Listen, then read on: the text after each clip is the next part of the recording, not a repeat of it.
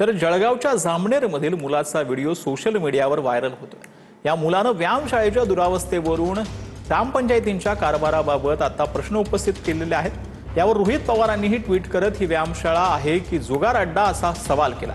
गिरीश भाऊ, तुमच्या तालुक्यात पोरांवरचं हे संकट आता कोण दूर करणार असा सवालही यामुळे रोहित पवारांनी उपस्थित केला।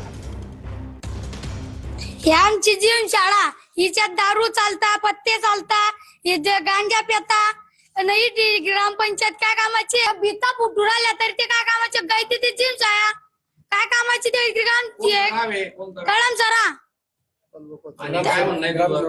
अरे पत्ते काय इमलगाच्या पाता पोरा लोक काय कामाचे? मग ते ग्रामसेवक लोक तर खायला पाहिजे का? सरपंच बी खातोच ना।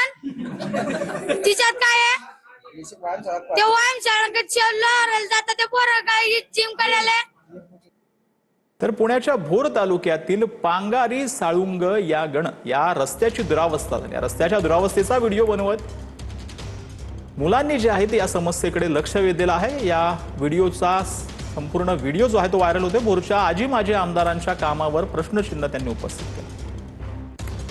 जे आमदार संग्राम थोपटे यांनी मागील 20 वर्षात आम्हाला रस्त्यावर स्विमिंग पूल बांधून दिले, तरी सध्याचे आमदार शंकर मांडेकर यांनी कठाडे बांधून द्यावे।